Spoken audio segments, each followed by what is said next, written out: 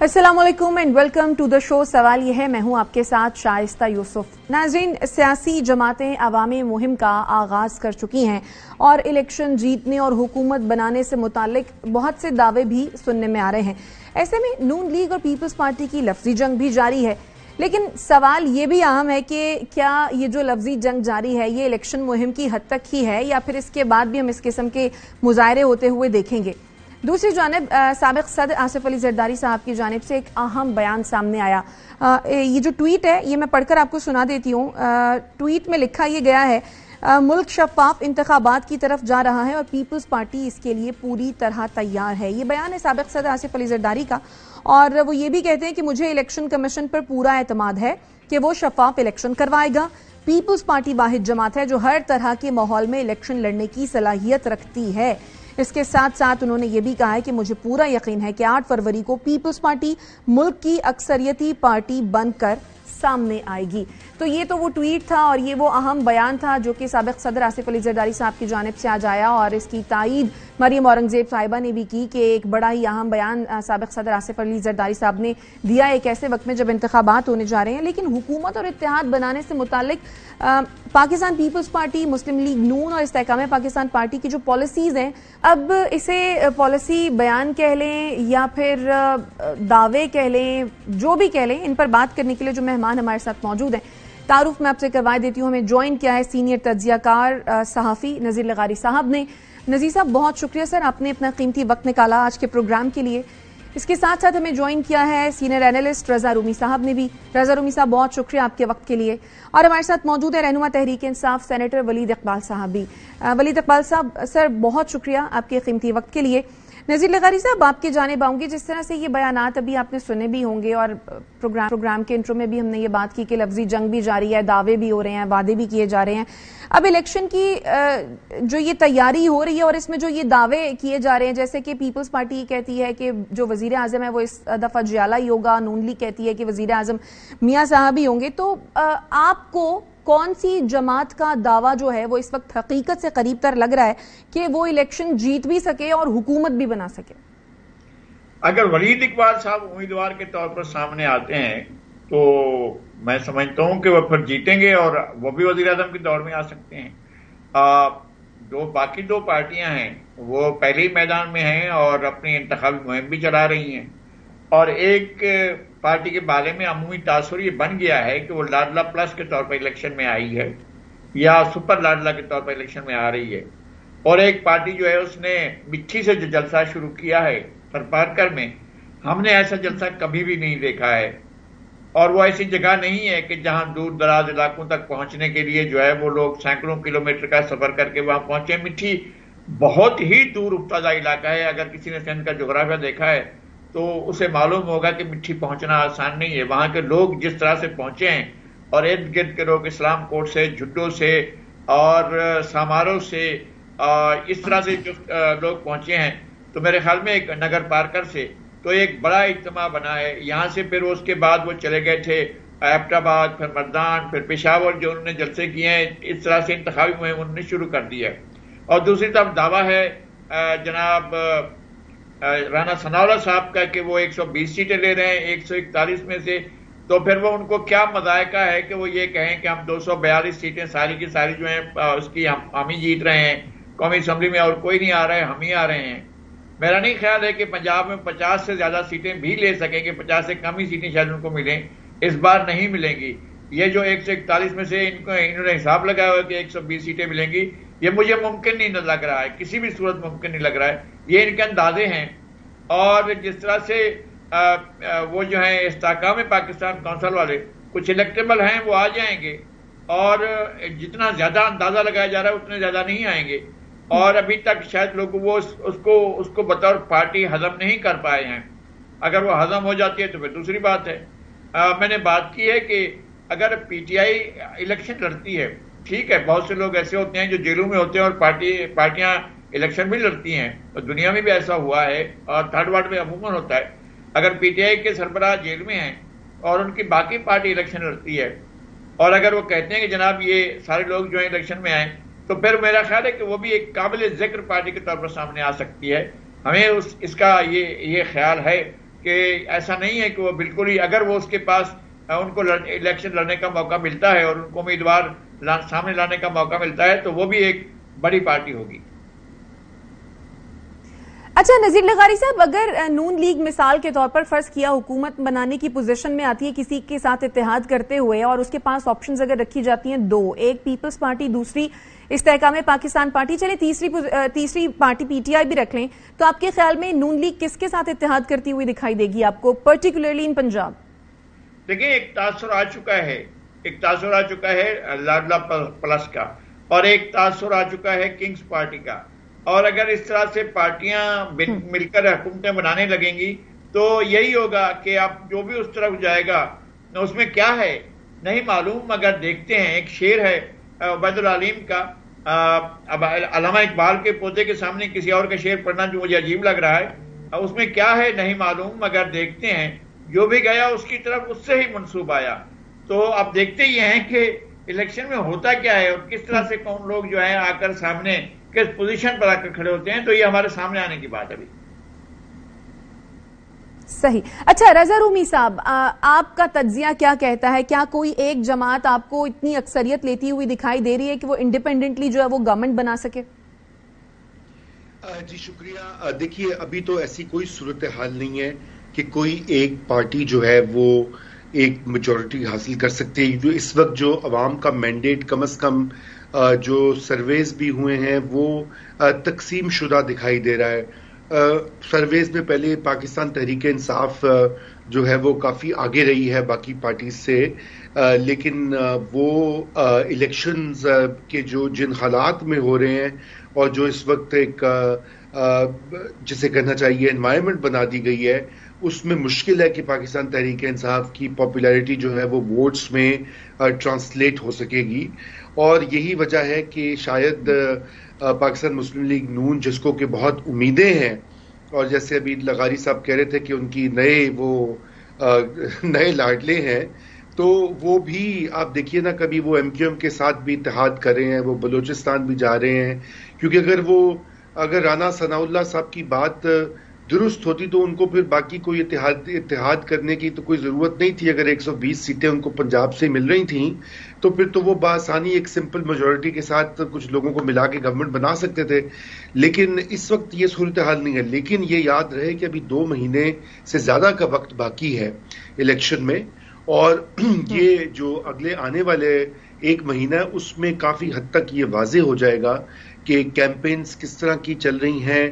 کیا P T I کو campaign کرنے کی مکمل اجازت ہوگی، لیول پلینگ فیلڈ ہوگا، کیا پاکستان پیپلز پارٹی پنجاب میں اپنی کیمپین سٹارٹ کرے گی، تو یہ ابھی عوامل دیکھنے والے ہیں.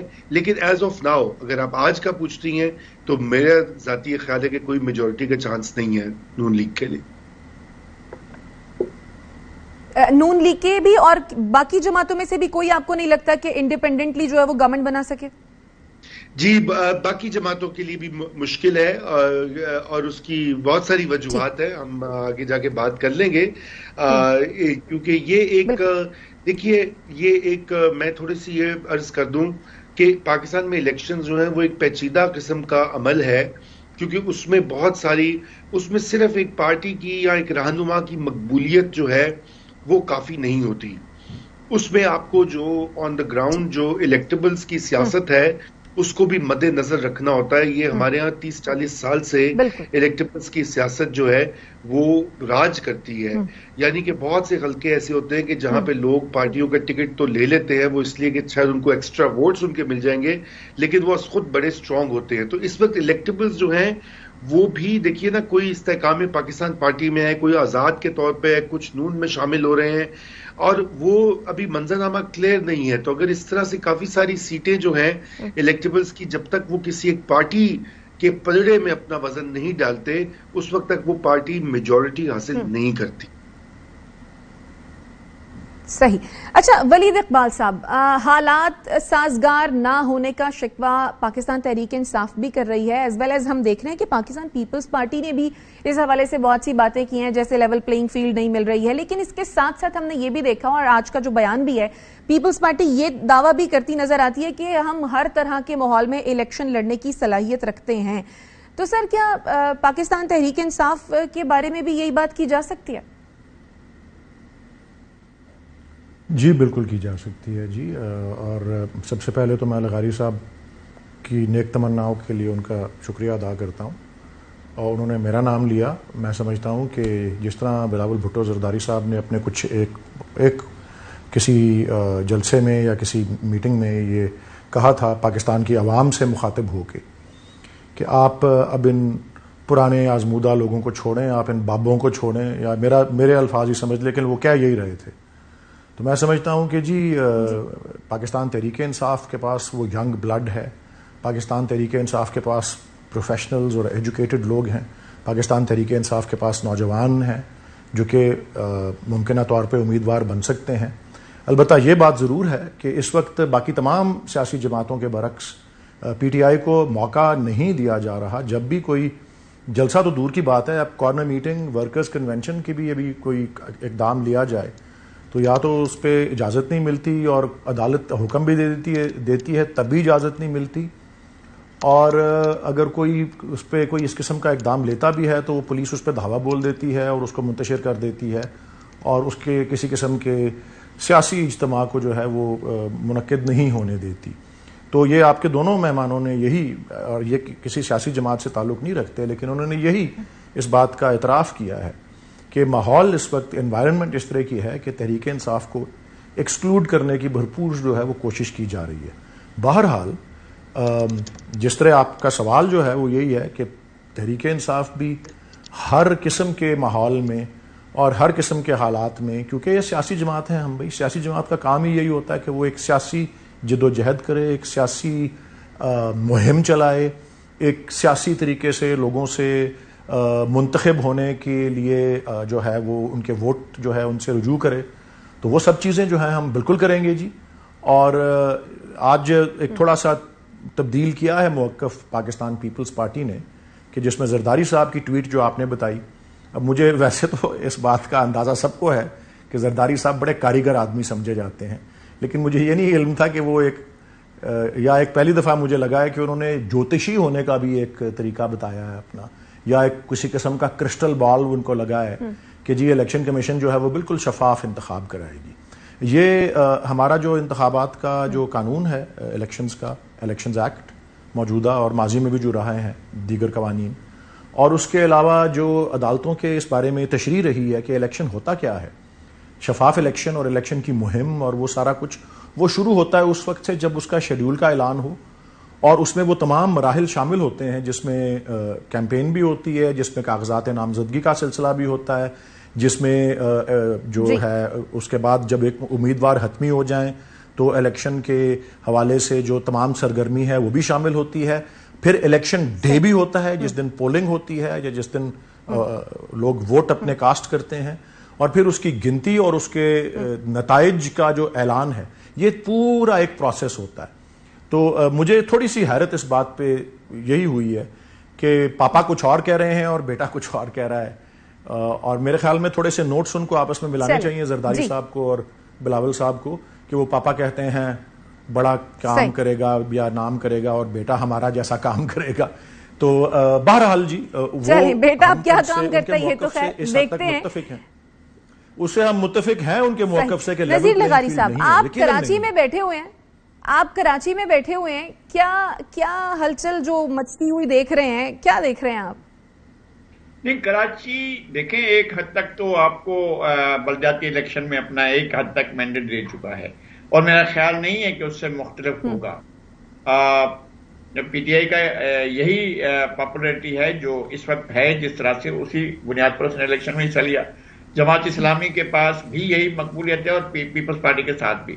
اچھا، پیپلز پارٹی کے بارے میں ایک چیز میں نے پچھلے دنوں واضح بھی کی تھی کہ 70 کے الیکشن میں یہ تاثر دیا گیا تھا کہ کراچی سے ہار گئی تھی، جبکہ ایسا نہیں تھا۔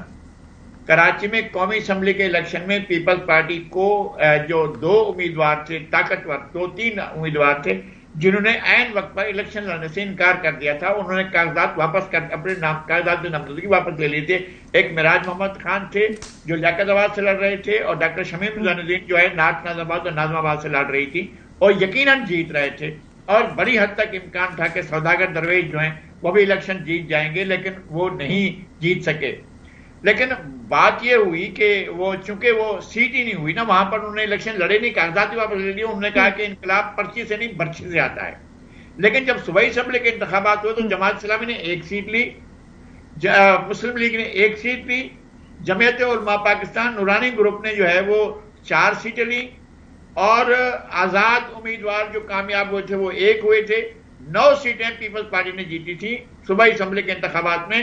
ناظم آباد سے عبداللہ بلوچ جیتے تھے، فیصل میرا جہاں الطاف حسین کا گھر ہے یہاں سے محمد علی گبول جیتے تھے، اور صدر کے علاقے سے اور بٹ روڈ کے علاقے سے عبدالوحید عرشی جیتے تھے، اور اسی طرح سے بلدیہ ٹاؤن سے قاسم پٹیل جیتے تھے، لیاری سے 2 امیدوار جیتے تھے، احمد علی سوبرو، ابدال حسین شاہ، اور اس کے علاوہ جو ہے اپنا کرنگے کے علاقے سے ولی محمد جامور جیتے تھے، اور تاجی بلوچ الیکشن جیتی تھی۔ تو یہ اور سعید حسن نے کامیابی حاصل کی تھی گارڈن ایسٹ کے علاقے سے، سولجر بازار کے علاقے سے۔ لیکن لغاری صاحب ابھی جو یہ نون لیگ اور ایم کیو ایم کا اتحاد ہو رہا ہے، یہ آنے والے انتخابات میں کیا رنگ لائے گا آپ کے خیال میں؟ نہیں، کچھ نہیں ہوگا، اس میں کچھ بھی نہیں ہوگا، کوئی 1 سیٹ کا نہ اضافہ ہوگا نہ کمی ہوگی۔ ایم کیو ایم نے پچھلی مرتبہ اپنی کسی ساکھ کی بنیاد پر 4 سیٹیں حاصل کی تھی، مجھے وہ 4 سیٹیں بھی مشکوک لگتی ہیں، اس وقت وہ بھی نہیں لے پائے گی۔ اور اب سیٹیں جو ہیں وہ بہت مختلف ڈائنامکس ہوں گے، آزاد لوگ بھی آئیں گے اور کچھ اور لوگ بھی آئیں گے، پیپلز پارٹی بھی آئے گی، اور پی ٹی آئی کے امیدوار دیکھیں کہ ان کو امیدوار ملتے ہیں کہ نہیں ملتے ہیں، اس لیے کہ بہت سے چھوڑ چکے ہیں۔ الیکشن کا سیناریو کراچی کے حد تک مختلف ہوگا، لیکن دیہی سندھ جو ہے، آپ ٹھٹھا سے لے جائیں دریائے سندھ کے مشرقی کنارے پر گھوٹکی تک، اور مغربی کنارہ جو ہے اس کا آپ کشمور کند کوٹ سے لے کر جام شورہ تک، دادو تک آ جائیں، کوئی آدمی مجھے نظر نہیں آ رہا ہے کہ جو ایک الیکشن لڑے گا اور اپنی سیٹ حاصل کر سکے گا مسلم لیگ کے ٹکٹ پر، ایم کیو ایم کے ٹکٹ پر، جی ڈی اے کے ٹکٹ پر، کسی اور ٹکٹ پر، وہ مجھے کوئی کامیاب ہوتا نظر نہیں آ رہا ہے۔ تو یہ بالکل یک طرفہ الیکشن ہوگا، اور یک طرفہ الیکشن جو ہے سندھ کے حد تک تو مجھے لگ رہا ہے کہ یک طرفہ الیکشن ہوگا۔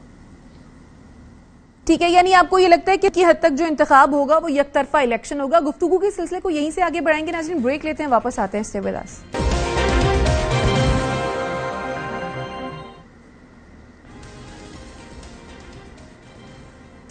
Welcome back after the break. اور جس طرح سے ہم بات کر رہے تھے بریک پر جانے سے پہلے، اور بات ہو رہی تھی جو چپکلش دکھائی دے رہی ہے اور جو لفظی گولہ باری ہے اس کے حوالے سے، تو یہ جو سلسلہ ہے یہ کیا ہے، ذرا ملاحظہ کیجئے۔ دائیں بائیں نہ دیکھے، عوام کی طرف دیکھنا ہے۔ کسی کو مسلط کیا جاتا ہے، پھر اس کا نقصان پاکستان کے عوام اٹھائیں گے۔ جو انتخابات میں اپنی سپیس نہیں دیکھ رہے عوام کی طرف سے، تو اس کو جھوٹ کا سہارا لینے کی بجائے اپنے بڑوں کا جو انہوں نے قربانیاں دی ان کو دیکھیں۔ آج بھی وہ لوگ جو پرانے سیاست کر رہے ہیں وہ الیکٹیبلز کی تلاش میں ہیں۔ جو سیاستدان مسلم لیگ مہنگائی لیگ میں شامل ہوں گے وہ تو الیکٹیبلز نہیں رہیں گے بھائی۔ جو لوگ ہمیں یہ بھاشن دے رہے ہیں کہ جناب اکا دکا سیٹوں کے لیے آپ مارے بلوچستان پھر رہے ہیں، بلوچستان کی وہ علاقائی گروپ جو ہیں ان کو نیشنل دھارے میں شامل کرنا مقصود ہے۔ یہ 70 سال کے سیاستدان سے ہمارا مطالبہ ہے اب کہ گھر بیٹھے مسجد پہ بیٹھے دعا کرے ملک کے لیے۔ بلاول بھٹو صاحب کی وہ کہتے ہیں کہ جی 70 سال کے بزرگ کو جو ہے وہ وزیر اعظم نہیں بننا چاہیے، آپ کو بھی 70 سال کے بزرگ سے گائیڈنس نہیں لینی چاہیے۔ صبح گھر سے نکلتے وقت بھی پوچھتے ہیں، جا کے بھی سارا حساب دیتے ہیں۔ بلاول صاحب ابھی انتظار کریں، جب پاکستان اچھے حال میں ہوگا تو پھر نوجوانوں کا مقابلہ ہو جائے۔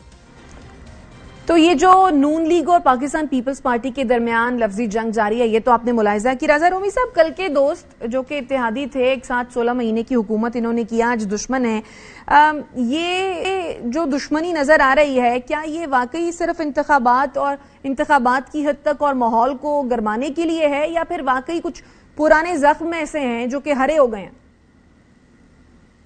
دیکھیے، میرے خیال سے پرانے زخم تو ہمیشہ سے تھے، لیکن آپ نے دیکھا کہ یہ انہی 2 پارٹیز نے 17 مہینے ایک مخلوط حکومت چلائی، جب انہوں نے اس وقت کے وزیر اعظم عمران خان کے خلاف ایک متحدہ محاذ بنا کے ان کو ووٹ آف نو کانفیڈنس سے فارغ کیا تھا. اب یہ بھی بات جو ہے وہ حیران کن بات ہے کہ 17 مہینے آپ نے گورنمنٹ کی، اسی میں پاکستان پیپلز پارٹی تقریباً ہر فیصلے میں شامل تھی اور بڑی اہم وزارتیں ان کے پاس تھیں. ابھی وہ اس کو مہنگائی لیگ کہہ رہے ہیں، لیکن IMF کا جب معاہدہ ہوا تھا تو سارے PPP کے لیڈرز جو ہیں وہ اس کا کریڈٹ بھی لے رہے تھے. وہ کہتے کہ جی ہماری گورنمنٹ نے پاکستان کو ڈیفالٹ سے بچا لیا.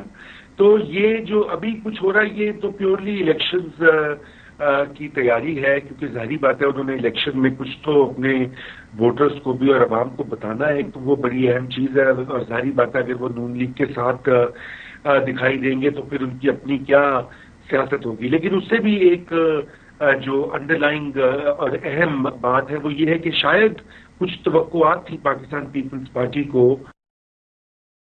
سے، کیونکہ آپ نے دیکھا ہے کہ جو بلوچستان میں بھی زرداری صاحب نے ٹرائی کیا، جنوبی پنجاب میں بھی انہوں نے کیا کہ وہاں سے کچھ لوگ جو ہے وہ پارٹی میں شامل ہو جائیں اور PPP کی پوزیشن جو ہے وہ بہتر ہو جائے گی. سندھ میں دیہی سندھ کی سیٹیں تو ان کے پاس اچھی خاصی تعداد میں موجود ہیں. کراچی میں بھی انہوں نے اچھا پرفارم کیا ہے ماضی قریب میں، تو وہاں سے تو وہ ان کو کچھ سیٹس کافی حد تک حاصل ہو جائیں گی.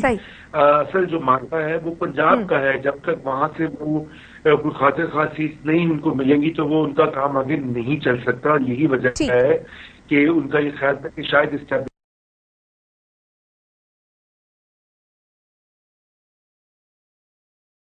نہیں نکالیں گے، نہیں تو پھر وہ جو PTI والا حال ہو جائے گا، اس لیے غصہ اپنے سیاسی مخالف پہ ہی نکالیں گے. جی ٹھیک ہے. ولید اقبال صاحب، یہ نون لیگ اور پاکستان پیپلز پارٹی کے درمیان جو لفظی گولہ باری ہم دیکھ رہے ہیں، آپ کو لگتا ہے کہ یہ کوئی سنجیدہ معاملہ ہے؟ اور یہ جو لفظی جنگ ہے اس کا پاکستان تحریک انصاف کو کیا فائدہ ہو سکتا ہے؟ جی میں یہ عرض کر دیتا ہوں آپ کو کہ یہ جو لفظی جنگ ہے یہ سنجیدہ ہے یا جسٹ الیکشن کی وہ ہے جسے کہتے ہیں جوش خطابت، یہ ان پہ چھوڑ دیں، ان سے پوچھیں وہ کیا کرنا چاہ رہے ہیں. میں یہ سمجھتا ہوں کہ اس کا ہمیں فائدہ ہو یا نہ ہو ان کو نقصان ہی ہوگا اور ان کو اور بھی نقصانات ہوں گے. اور میں آپ کو اپنا جو ہے موقف وہ بیان کر دیتا ہوں کہ 3 چیزیں جو ہیں میں سمجھتا ہوں وہ قابل ذکر ہیں اس حوالے سے. نمبر 1، پاکستان کی جو ووٹنگ پاپولیشن ہے تقریباً 12.5 کروڑ کی، اس میں اب 44-45% وہ افراد ہیں جو کہ نوجوان سمجھے جاتے ہیں اور 18 اور 35 سال کی عمر میں کے درمیان ہیں. اور وہ میرے اپنے اندازے کے مطابق وہ ان دونوں پارٹیز کے اندر زیادہ دلچسپی نہیں رکھتے. نمبر 1. نمبر 2، ان کے پاس وہ بیگیج ہے ان دونوں پارٹیز کے پاس کہ 16 مہینے انہوں نے حکومت جو چلائی اس میں جس طرح سے انہوں نے مہنگائی کا طوفان برپا کیا اور پورے خطے میں جو ہے سب سے زیادہ مہنگائی پاکستان میں ایون سری لنکا سے بھی زیادہ PDM گورنمنٹ کے دوران ہوئی اور وہ 40% کے قریب جو ہے وہ جو ہے اس کے آس پاس جو ہے وہ پہنچ گئی ہوئی تھی. اور فوڈ انفلیشن اور وہ ساری چیزیں، لوگ اس سے بہت جو ہے نالاں ہیں اور اس کا جو ہے اثر، اس کا جو ریپرکشنز ہیں، اس کا بیک لیش جو ہے وہ اس الیکشن میں بیلٹ کے ذریعے ان کے، اور کیونکہ یہ دونوں اب جتنا مرضی ایک دوسرے کو وہ لان تان کر لیں لیکن وہ اکٹھے تھے اس میں. اور تیسری بات یہ ہے کہ ہم جو ہماری اپنی اچیومنٹس ہیں پچھلے 5 سال میں 2018 کے الیکشن سے لے کے اب تک عوام کو اگر ریلیف دی ہے تو وہ تحریک انصاف نہیں دی جب وہ حکومت میں تھی. ان لوگوں نے جو 16 مہینے میں کیا وہ میں بیان کر چکا ہوں. ہمارا منشور جو ہے وہ ابھی تشکیل ہو رہا ہے. ولید اقبال صاحب، آپ جس 16 مہینے کے بیگیج کی بات کر رہے ہیں، یہ پورے 16 مہینے نون لیگ اور پاکستان پیپلز پارٹی کہتی رہی ہے کہ ہمیں جو اقدامات اٹھانے پڑے ہیں وہ گزشتہ حکومت یعنی کہ پاکستان تحریک انصاف کی حکومت کی وجہ سے اٹھانے پڑے ہیں، ان کے غلط فیصلوں کی وجہ سے. وہ کہتے رہیں جی، وہ کہتے رہیں. لوگوں کو تو ہم یہی بتائیں گے کہ جب ہم موجود تھے اور جتنے مہینے اور جتنے سال ہم وہاں تھے، ہماری اچیومنٹس کی لسٹ کافی طویل ہے، 12 14 15 چیزیں. میں آپ کو 2-4 چیدہ باتیں بتا دیتا ہوں کس طرح سے ہم نے غریب پرور پالیسی بنائی سماجی تحفظ کی احساس پروگرام کے ذریعے اور اس کے ذیلی پروگرامز، اور کس طرح اس کو بےایمانی سے پاک کیا پہلے ڈاکٹر سنیا نشتر نے کہ 8 لاکھ لوگ اس میں سے نکالے، اور پھر کووڈ کو کس طرح سے سنبھالا، پھر یونیورسل ہیلتھ انشورنس کا، صحت کارڈ کا ہم نے کس طرح کی ریلیف دی. دنیا کی اکانومیز میلٹ ڈاؤن کر گئی تھی کووڈ میں اور ہم نے کس طرح سنبھالا، وہ دنیا کی ٹاپ 3 میں آئی. پھر ہم نے وہ جو آپ کا وہ تھا ریکو ڈک والا سیٹلمنٹ، وہ کس طرح سے پاکستان کو بچایا اتنے بڑے نقصان سے. پھر آپ کا کارکے والا جو تھا میٹر، اس میں کتنے بڑے نقصان سے پاکستان کو بچایا. انڈیپینڈنٹ پاور پروجیکٹس کا 800 ارب روپے کے جو ایکسیس پروفٹ سے ان سے کس طرح کی سیٹلمنٹ کی. اور میں دیگر بہت، میں نے کہا یہ تو میں نے آپ کو چیدہ ٹھیک ہے، یعنی آپ کے خیال میں ایک لمبی لسٹ ہے جو بیان کر سکتے ہیں. نذیر لغاری صاحب سے ان 16 مہینوں کے بیگیج کی بات کر لیتے ہیں. نذیر لغاری صاحب، کیا لگتا ہے آپ کو یہ جو بیان بازی کا سلسلہ پیپلز پارٹی اور نون لیگ کی جانب سے جاری ہے، وہ 16 مہینے کے بیگیج سے جان چھڑانے کے لیے؟ ایک تو یہی ہو سکتا ہے کہ وہ جو کچھ 16 مہینے کا اقتدار لینے کے بعد انہیں جو کچھ بھی اقدامات کرنے پڑے ہیں اس وجہ سے، اور جو کچھ پاکستان میں اس کے اثرات ہوئے ہیں، اور جس طرح سے پیٹرول جو وہ 300 تک چلا گیا، جس طرح سے اشیاء صرف کی مہنگائی ہوئی ہے، اس کا ایک بہت بڑا اثر تھا پورے پاکستان میں. بہت سی آپ کا شرح سود کس طرح بڑھ گئی تھی، آپ کی معیشت کس طرح سے میل ڈاؤن کر گئی تھی، یہ ساری صورتحال ہے. اس سے یہ ایک دوسرے سے شاید جان چھڑانا بھی چاہیں تو چھڑا نہیں سکیں گے، اس لیے کہ حکومت میں شامل تھے اور دونوں کے دونوں فریق تھے. ولید اقبال صاحب کے ساتھ بہت احترام کے ساتھ، لیکن اگر یہ صورتحال جنوری اور فروری 2022 کی ہوتی، آج 23 میں ہم ہیں اور 23 اختتام کی طرف جا رہا ہے، اگر 22 کی صورتحال ہوتی تو لوگ جھولیاں پھیلا کر عمران خان کے جانے کی دعائیں مانگ رہے تھے، اس لیے کہ ان کا دور بھی پاکستان کے لیے قابل رشک دور نہیں تھا. مسائل ہمیشہ رہے ہیں پاکستان میں، ایسا نہیں ہے کہ مسائل ہمیشہ نہیں رہے ہیں، اور تکلیف دہ حالات بھی رہے ہیں، اور لاڈلے بھی پالے جاتے رہے ہیں، اور ایسے لاڈلے بھی آتے رہے ہیں کہ جن کا آپ فہم و گمان بھی نہیں کر سکتے. فرمائشی وزیر اعظم بھی بنتے تھے کہ مجھے بس نام آ جائے لسٹ میں، مجھے 45 دن کے لیے صحیح ڈیڑھ میں وزیر اعظم بنا دیں، تاکہ جب لسٹ لگی ہو کہ وزیر اعظم کون کر رہے تو میرا نام بھی آ جائے. ایسا بھی ہوتا رہا ہے، اور اس طرح کے لاڈلوں کے بھی لال اٹھائے جاتے رہے ہیں. تو اب یہ وقت گزر چکا ہے. اب لوگ میرے خیال میں اگر یہ لوگوں نے تاثر باندھ لیا ہے کہ جو لاڈلا ہوگا اسی کو ووٹ دیں گے، تو یہ شاید اس بار یہ ایسا چل نہ سکے. مجھے نہیں لگتا ہے کہ ایسی یہ چیز چل جائے گی. یہ بالکل صحیح ہے کہ جو پچھلے دور کے لاڈلے تھے انہوں نے کچھ ڈیلیور نہیں کیا تھا. اب اس دور کے لاڈلے سے اگر ہم توقع کریں گے تو ان کی 16 مہینے کی کارکردگی دیکھ چکے ہیں. اب آگے جو ہے ایک بہت ہی ہنگ قسم کی پارلیمنٹ سامنے آ رہی ہے، جس کے سامنے کوئی وہ نہیں ہوگا کہ کس طرح سے حکومت سازی ہوگی. ہمیں تو یہ بھی ایک مسئلہ نظر آ رہا ہے. دیکھتے ہیں آگے کیا ہوتا ہے. ٹھیک ہے، بالکل آپ ٹھیک کہہ رہے ہیں. دیکھتے ہیں آگے کیا ہوتا ہے، اور عوام کا لاڈلا کون ہوگا اس کا فیصلہ پھر 8 فروری کے بعد ہی ہوگا. آپ تمام مہمانوں کے وقت کا بہت شکریہ. اور ناظرین، ورلڈ کپ کے حوالے سے بات کریں گے. آسٹریلیا اور بھارت کے درمیان ورلڈ کپ فائنل کی جنگ ابھی جاری ہے. پاکستان سے کہاں غلطیاں ہوئیں، پاکستان کی کرکٹ ٹیم میں جو تبدیلیاں ہو رہی ہیں، ان پر بھی بات کریں گے، لیکن ایک بریک کے بعد.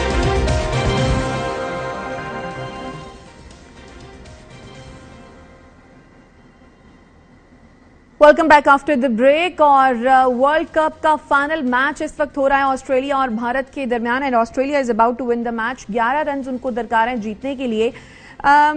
میچ کی تو یہ صورتحال ہے، لیکن آج میچ کے دوران ہم نے دیکھا ایک بڑی دلچسپ صورتحال پیدا ہو گئی جب تمام سیکیورٹی کو چکمہ دیتے ہوئے ایک فین جو کہ وراٹ کوہلی کا فین تھا، آسٹریلوی وہ بتایا جا رہا ہے سٹیزن ہے، وہ داخل ہو گیا اسٹیڈیم کے اندر، اور اس نے فری پیلسٹائن پرنٹ والی شرٹ پہنی ہوئی تھی، اور اس کے ساتھ ساتھ اس نے ماسک بھی لگایا ہوا تھا، اور وراٹ کوہلی کا وہ فین جو ہے بتایا جا رہا ہے. بہرحال یہ تو آج ایک چھوٹی سی ایک انٹرسٹنگ سی ڈیولپمنٹ تھی جو ہوئی. اس کے ساتھ ساتھ کرکٹ ورلڈ کپ کی اگر بات کی جائے تو اس کے پاکستانی کرکٹ پہ بڑے اثرات مرتب ہوئے، اور پاکستانی کرکٹ میں بڑی تبدیلیاں ہوئیں. جیسا کہ بابر اعظم بطور کپتان وہ مستعفی ہو گئے، پھر شاہین شاہ T20 فارمیٹ کے کپتان بن گئے، پھر شان مسعود کو ٹیسٹ ٹیم کی کپتانی دے دی گئی، انضمام الحق نے چیف سلیکٹر کے عہدے سے استعفیٰ دے دیا.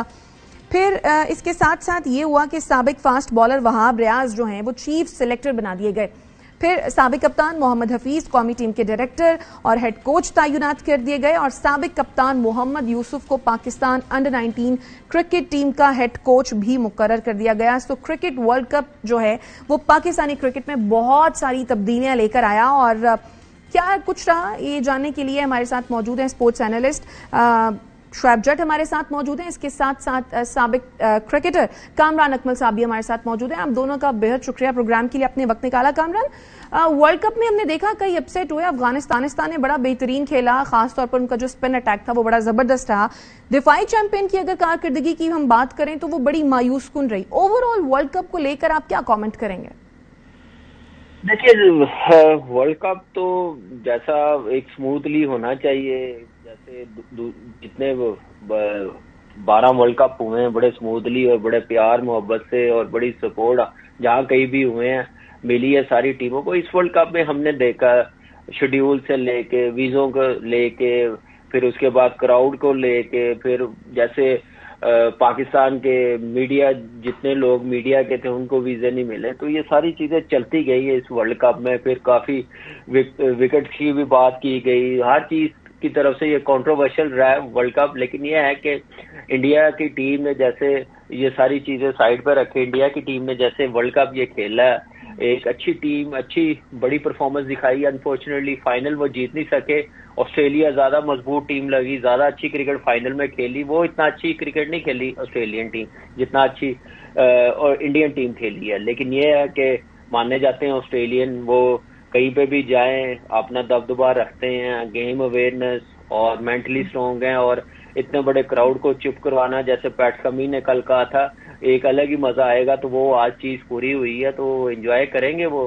اور کنگریچولیشن ٹیم آسٹریلیا. ابھی 10 رنز رہتے ہیں لیکن یہ ہے کہ چیمپئن بن گئے ہیں. آؤٹ اسٹینڈنگ پرفارمنس دی، آؤٹ اسٹینڈنگ وہ میچ جیتے ہیں انڈین ٹیم سے.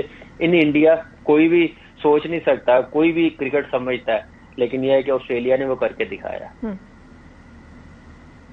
صحیح. اچھا شعیب، جس طرح سے بات کر رہے تھے کامران کے بہت زیادہ کنٹروورسیز بھی رہیں، کہیں ویزا ایشو، کہیں اسٹیڈیم کے مسائل، پچ کے مسائل.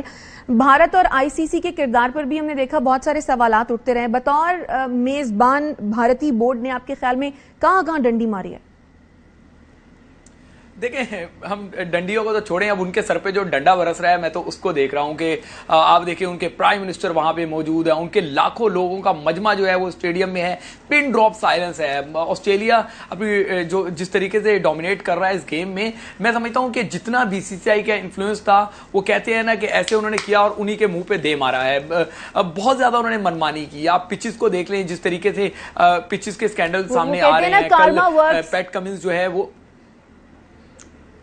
شاید تو کچھ کہہ رہی تھی آپ؟ میں کہہ رہی تھی وہ کہتے ہیں نا کارما ورکس.